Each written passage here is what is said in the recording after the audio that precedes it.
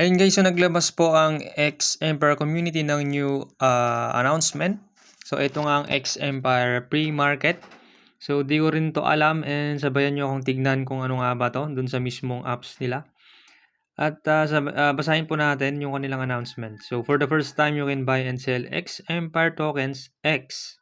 So di pa natin alam kung anong klaseng token to guys.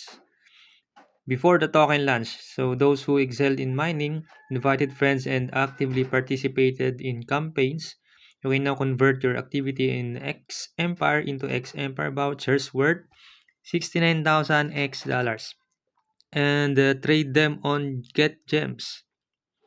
So go to the Mint NFT section in the X Empire app to see how many vouchers are available for you to mint. So tignan natin mamaya kung ilang voucher yung makukuha natin na pwedeng i-mint. And the Mint NFT section is located under the City tab. So makikita daw to sa may City tab. So check natin mamaya. The vouchers can be exchanged for X dollars after the token launch, or you can wait for the token launch and convert your in-game activity into X dollars directly during the airdrop. So no one knows what the price of the X dollars token will be. The listing price could even be zero, so keep this in mind when trading vouchers. Okay, so di pa natin alam kung magkano yung presyo ng X token na yan. So malalaman pa natin. And if minting vouchers is not available to you yet, don't worry, keep progressing in the game. And at some point, the ability to mint the voucher may become available to you. So, base dito guys, is di pa to available sa lahat ng players. So, check natin kung available na sa atin. Okay, so the vouchers available for minting are not all the tokens you're entitled to in the airdrop, but only a portion of them.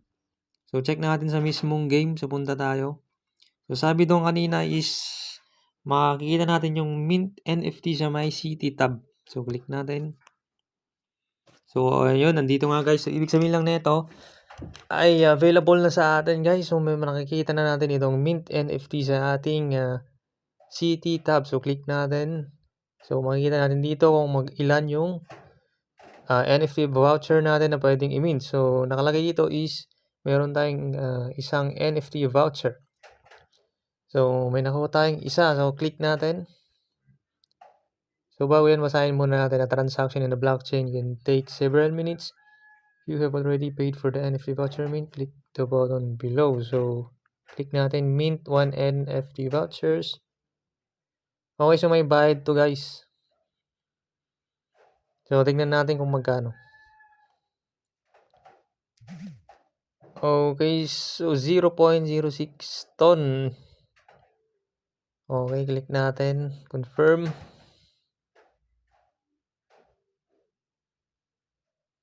Okay, back to X Empire.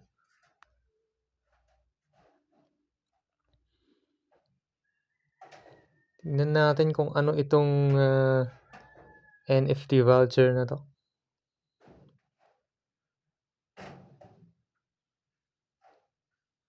So, antayin lang natin guys. Medyo may katagalan to, mga 1 to 2 minutes siguro.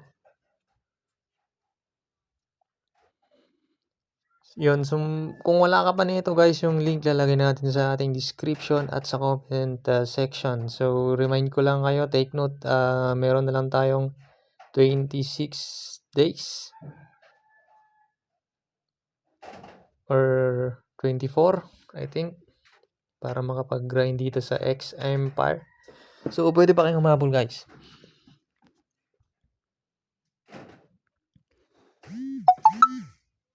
Ayun, so as you can see guys, nag-proceed na yung ating minting process. So you've minted all the vouchers you can. Grow your hero and you'll have another chance. So nakalagay dito is vouchers in progress 1. It may take 24 hours to be processed. So mag-aantay pa tayo ng 24 hours. So gawa na lang tayo ng panibagong video kung ano yung makukuha natin. So nakalagay naman dito each voucher gives 69,000 X. So, di pa natin sure kung ano nga itong tokens na to. Pero, nakalagay dito is 69,000. So, that's all for today. Thank you.